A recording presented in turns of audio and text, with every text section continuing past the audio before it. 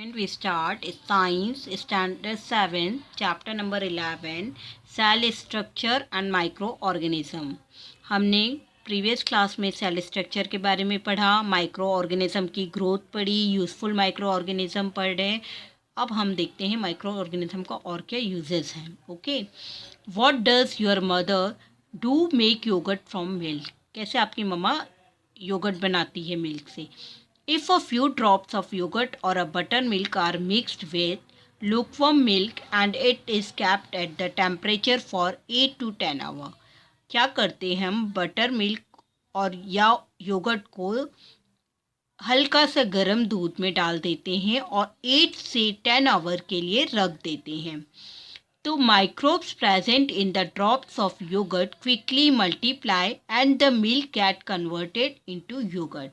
फिर क्या होता है, उसके अंदर जो माइक्रोब्स प्रेजेंट रहते हैं वो क्विकली मल्टीप्लाई होके योगर्ट में माइक्रोब्स कन्वर्ट हो जाते हैं.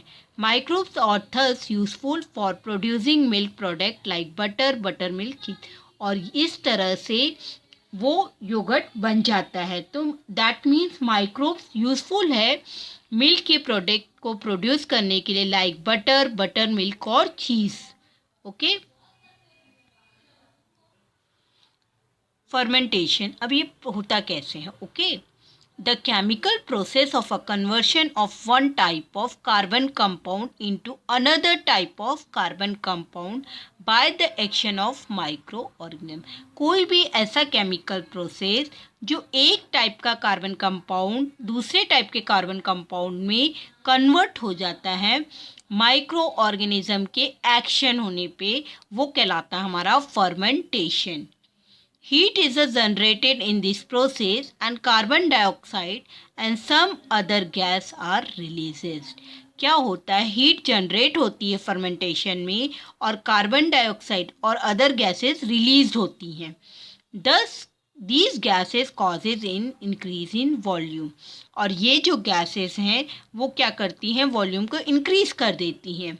जैसे आपने ब्रेड का डव देखा है, इडली बैटर देखा है, वो जब हम उसमें कुछ भी सॉल्ट इसका उसमें मिक्स करते हैं, दही या बटर मिल्क मिक्स करते हैं, तो जब 5 से 6 घंटे के बाद देखते हैं तो हमारा वो डव थोड़ा सा ऊपर आ जाता है. दैट मीन्स वो उसका वॉल्यूम इंक्रीज हो जाता है. तो the process of a fermentation is use for making yogurt from milk, producing alcohol from grains and fruit, bread from flour, as well as the production of acetic acid, citric acid, lactic acid, vitamin और antibiotics. तो ये जो fermentation का process है, milk से yogurt बनाना, fruit से और अनाज से अल्कोहल बनाना, आटे से ब्रेड बनाना और acetic acid, citric acid, lactic acid, इन सब के प्रोडक्शन के लिए भी यूज़ होता है. Okay. Why is the yogurt mixed in the batter or a dough for making रवा इडली, भटूरा, नान. क्यों मिक्स किया जाता है रवा इडली और मेकिंग इसके लिए. तो ये योगर्ट को जब मिक्स करते हैं तो फर्मेंटेशन का प्रोसेस होता है जिसके कारण कार्बन डाइऑक्साइड और अन्य गैसेस रिलीज होती हैं, जिसके कारण उनका वॉल्यूम इंक्रीज हो जाता है. इस कारण उसको मिक्स किया जाता और इसके कारण ये जो फूड है वो सॉफ्ट और न्यूट्रिशियस हो जाता है. How do preparation like yogurt, idli, dosa become easy to digest. तो ये फर्मेंटेशन क्या करता है, डिटॉक्सिफिकेशन का काम करता है और कॉम्प्लेक्स कार्बोहाइड्रेट और प्रोटीन्स कन्वर्ट करता है, जिससे वो इजीली डाइजेस्ट हो जाता है. Okay. If microbes are allowed to grow in batter, dough, fruit juices, etc., they break down these substances, produce new compound as they grow and multiply in them. Fermentation का जो process है वो क्या करता है, नया कंपाउंड प्रोड्यूस करता है और उनको और ज़्यादा ग्रो करता है, मल्टीपल की इसमें ग्रो करता है. लाइक अगर वो 2 है तो 2 का वो 1 है और उसको मल्टीप्लाई करेंगे 2 से तो वो 2, अगेन 2 इंटू 2 4, इस तरह से वो इंक्रीज होते जाते हैं. This microbial process is use in the production of various common food stuff. इस जो माइक्रोबल प्रोसेस है इसका बहुत सारी चीज़ों को बनाने में यूज़ होता है। Sometime when you are ill, the doctor prescribe capsule or injection of a medicine like penicillin. कई बार आपने बीमार पड़ते हो तो डॉक्टर आपको प्रिस्क्राइब करते हैं कैप्सूल और पेनिसिलिन, इस टाइप की tablets. These types of medicine destroy the pathogens. Pathogens को वो डिस्ट्रॉय करते हैं, रिटेयर करते हैं उनकी ग्रोथ को। तो ये क्या कहलाती है? हमारी antibiotics. Antibiotics are produce with the help of specific microbe. जो एंटीबायोटिक हैं वो एक स्पेसिफिक माइक्रोब्स को प्रोड्यूस करती हैं। Diseases like tuberculosis, typhoid, cholera, which are previously considered incurable, have now come under control because of antibiotics. कुछ disease हैं जैसे ट्यूबरक्लोसिस, टाइफाइड, कॉलेरा, प्रीवियस में ये इनक्यूरेबल थी, ठीक नहीं हो पाती थी, लेकिन आज एंटीबायोटिक के कारण ये हमारे अंडर कंट्रोल में है। ओके, ये आजकल ये बीमारियां होने पर इनका इलाज हो सकता था। एक समय था कि इन बीमारियों से लोग अपनी जान दे देते, जान खोनी पड़ती थी उनको, पर आज उनका इलाज इजीली हो जा रहा है इन एंटीबायोटिक्स के कारण। Domestic animal too can be protected from various diseases by mixing antibiotics with their food. Domestic animal को भी इन डिसीज़ के एंटीबायोटिक दिए जाते हैं उनको फूड्स में मिला के। Plant disease can be also controlled with the help of antibiotic. Plant की डिसीज़ को भी इनसे कंट्रोल किया जाता है। ऑलवेज रिमेंबर, थो antibiotics are useful for curing certain diseases, they can be harmful if used without consulting a physician. ये antibiotics बहुत यूज़फुल हैं कुछ डिसीज़ के लिए, पर ये हार्मफुल हैं अगर हम किसी फिजिशियन के कंसल्ट के बिना यूज़ करें। Hence, a course of antibiotics should be completely strictly following the doctor's prescription. हमें जब भी एंटीबायोटिक्स का कोर्स करना है तो वो स्ट्रिक्टली फॉलो करना चाहिए डॉक्टर के प्रिस्क्रिप्शन से। In fact we should not take any medicine on our own to treat ailment like body aches, headache, common cold etcetera. हमें कभी भी ऐसी मेडिसिन नहीं लेना चाहिए जब हम कुछ जैसे body aches, headache, common cold हो जाता है तो हम कुछ भी मेडिसिन खा लेते हैं, लेकिन हमें नहीं खानी चाहिए। Okay, what is a vaccine? A vaccine is produced in a laboratory with the help of microbes. Vaccine laboratory में प्रोड्यूस होने वाली किससे प्रोड्यूस होती है? माइक्रोब से। That gives immunity against a particular diseases. ये पर्टिकुलर डिसीजेज के against में हमें इम्यूनिटी देती है। If we have been vaccinated against any diseases, our immunity resistant to that diseases increase. जब भी हमको उस बीमारी की वैक्सीन दी जाती है, इससे हमारी इम्यूनिटी और उस डिसीज से लड़ने की शक्ति बढ़ जाती है। So that the possibility of contracting the diseases is greatly reduce. और पॉसिबल है कि वो उस डिसीज़ के कारण बहुत जल्दी रिड्यूस होने लगती हैं। Microbes are also use in process like tanning of skin, production of rope and string from agave. Microbe tanning हमारे स्किन टेनिंग में, रोप्स प्रोडक्शन में और एगवे स्ट्रिंग में भी होते हैं। Some microbes use oil for their growth. Such microbes are used to clear a layer of oil floating on the surface of an ocean or lake formed due to lake or spill. कुछ microbe oil में growth होते हैं, कुछ microbe clear layer oil में भी float करते रहते हैं, जैसे ओशन ऑफ लेक फॉर्म करते हैं उनके ऊपर भी वो घूमते रहते हैं, जिसके कारण वो clear on oil slick. Form waste, human urine on faeces, wet garbage, इन सब में भी माइक्रोब्स होते हैं जो कि बायोगैस प्लांट में प्रोड्यूस होती है, जिनसे बायोगैस एंड फर्टिलाइज़र यूज़ होता है। अब हम पढ़ रहे हैं harmful microorganism. What happen to sweet meat on bread forgotten in a lunch box for 3 और 4 days। क्या होता है जब आप कुछ ब्रेड और लंच बॉक्स में रख देते हो तो आप देखते हो उसमें फंगस आ जाती है। ओके, ये माइक्रो ऑर्गेनिज्म के प्रोड्यूस होने के कारण होती है। If jar of pickles, jam, etc. are opened after a long time, a round layer of white scum or a black particle may appear to have formed on the surface. आपने खुद ही घर पे देखा होगा कि जब आप जैम और आम के मुरब्बे को कुछ दिनों के बाद ओपन करते हो उसके कैप को, तो आपको एक वाइट लेयर दिखाई देगी और ब्लैक पार्टिकल दिखाई देते हैं। तो ये अपने आप सरफेस पे फॉर्म हो जाते हैं। In summer milk and meat get spoiled quickly.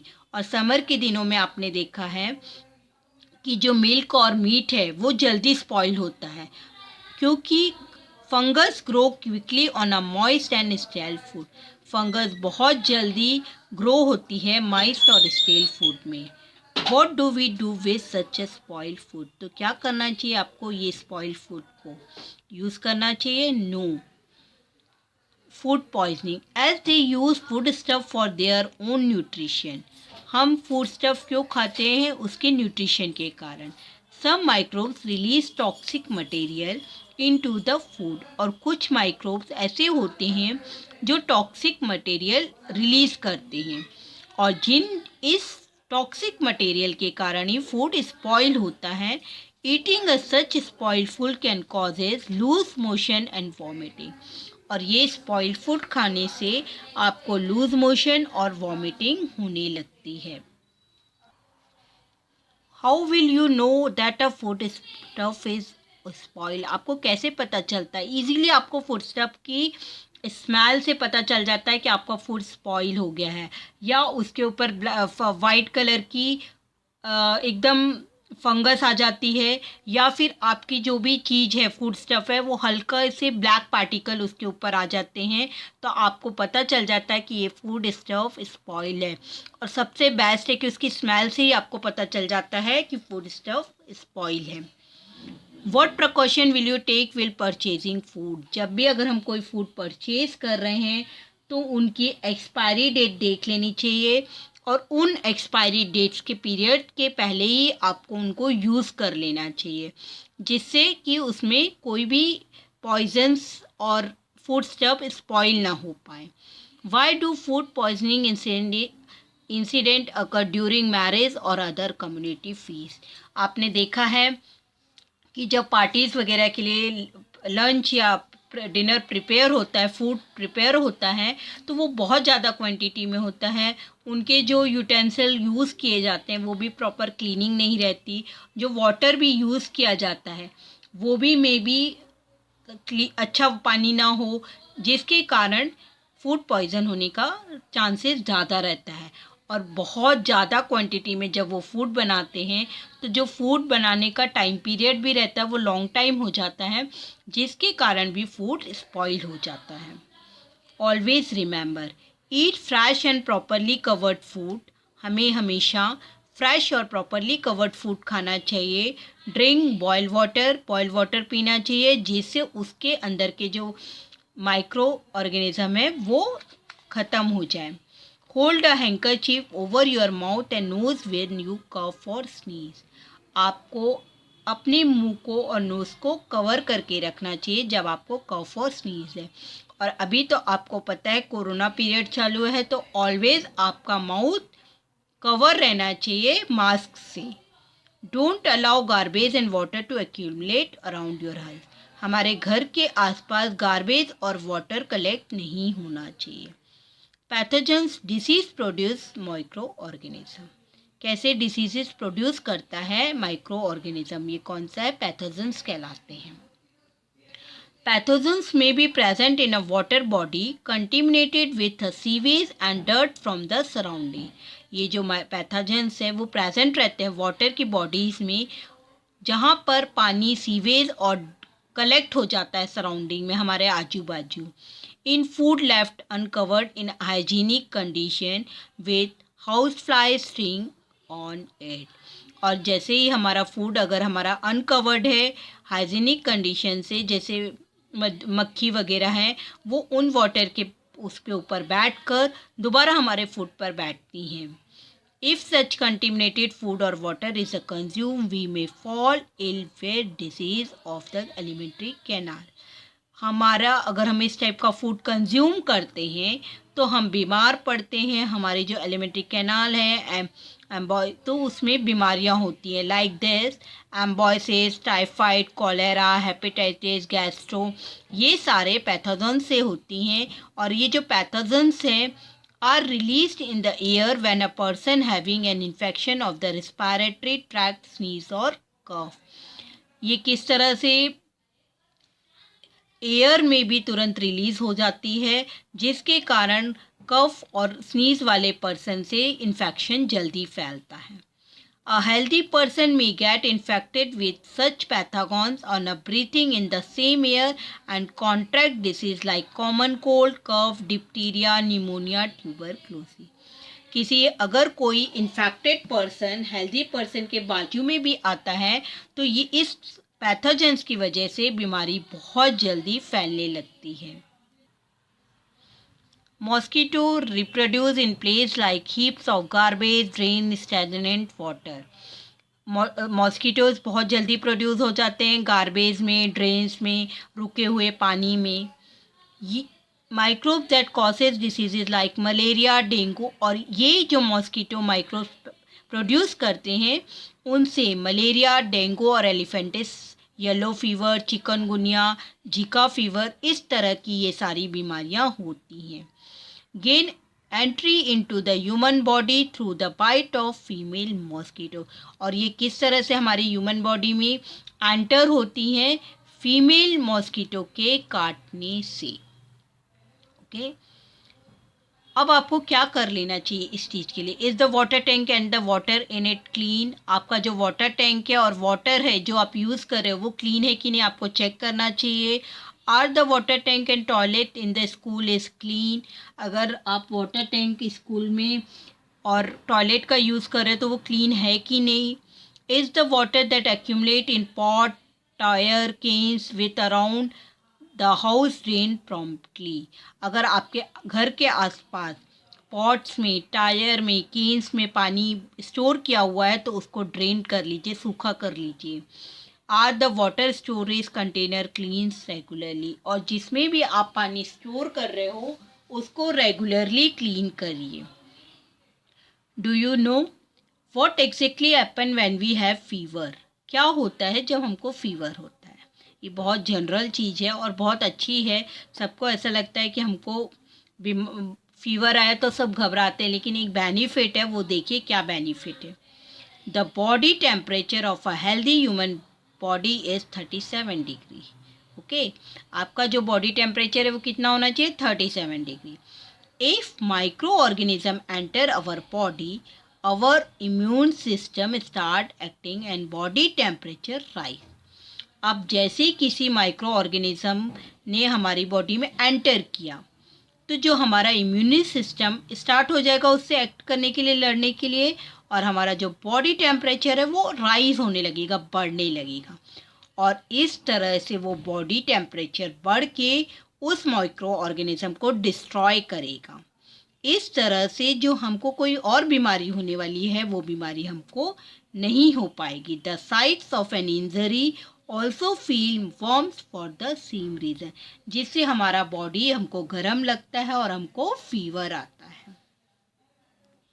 Okay आपका चैप्टर यहाँ कंप्लीट होता है.